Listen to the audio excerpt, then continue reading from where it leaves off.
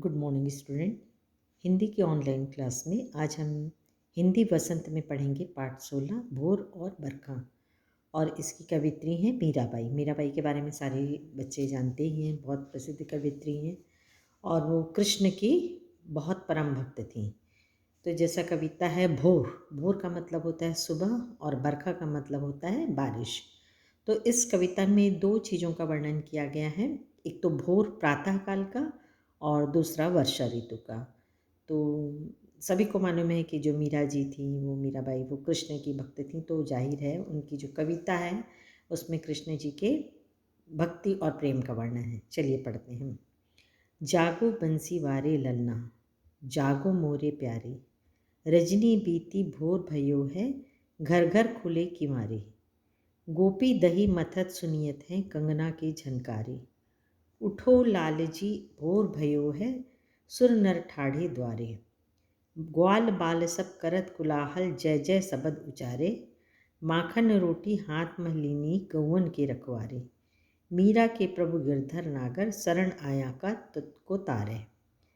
तो इसका हिंदी में हम अर्थ समझाते हैं। जागो बंसी वारे ललना, ललना मतलब प्यारे बच्चे।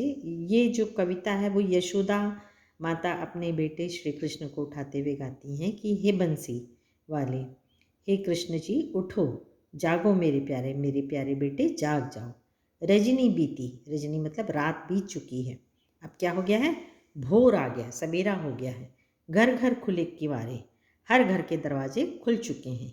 गोपी दही मथत सुनियत है, और गोपियों की, गोपी किसको बोलते हैं, जो वहाँ की महिलाएं होती थी, लड़कियाँ होती थीं मथुरा की, तो वो दही मथत हैं। दही मतलब सभी जानते हैं, मथना मतलब उसको बिलोना।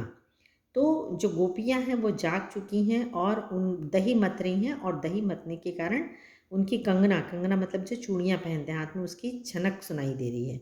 उठो लालजी भोर भयो है, सुरनर ठाड़े द्वारे, हे लाल उठ जाओ, सवेरा हो चुका है और मनुष्य और देव सब उठ गए हैं, और सब उठकर सवेरे बाहर दरवाजे पे भगवान का नाम जप रहे हैं।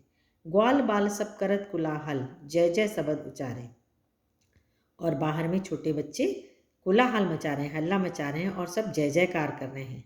माखन रोटी हाथ में लीनी गौवन के रखवारे, गौवन के रखवारे मतलब जो ग्वाल बाल हैं उनको गौवन के रखवारे कहा गया है। वो हाथ में माखन और रोटी लिए हुए हैं। मीरा के प्रभु गिरधर नागर शरण आयो को तारे। तो मीरा जी कहती हैं कि मीरा के प्रभु कौन है, गिरधर नागर मतलब हे कृष्ण, अपने शरण में आए लोगों को तारो, मतलब उनका जीवन सफल बनाओ। दूसरा दोहा है, बरसे बदरिया सावन की, सावन की मन भावन की, सावन में सावन में उमंगियो मेरे मेरो मनवा, भनक सुनी हरि आवन की, उमड़ घुमड़ चहु दिस से आया, दामनी दमकै झर लावन की, नन्ही नन्ही बूंदन मेहा, बरसे शीतल पवन सुहावन की, मीरा के प्रभु गिरधर नागर आनंद मंगल गावन की। तो दूसरी कविता में जो है मीराबाई कहती हैं दूसरे दोहे में कि बारिश का वर्णन करती हैं। बरसे बदरिया सावन की, सावन में जो बादल है वो बरस रहे हैं, सावन की मन भावन की, और ये सावन मेरे मन को बहुत भाता है। सावन में उमंगियों मेरे मनवा, सावन में मेरा मन उमंग से भर जाता है, उमंगियों मतलब उमंग से भर जाता है, मनवा मतलब मन।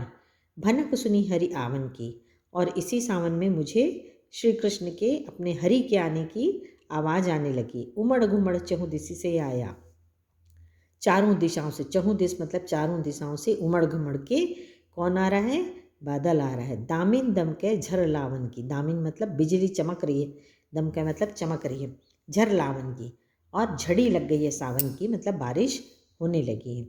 नन्ही नन्ही बूंदन मेहा बरसे, और मेहा मतलब होता है बारिश, बादल, बादल से छोटी छोटी नन्ही नन्ही मतलब छोटी छोटी बूंदें बरसने लगी हैं। शीतल पवन सुहावन की, और ठंडी हवा जो है मन को बहुत भा रही है।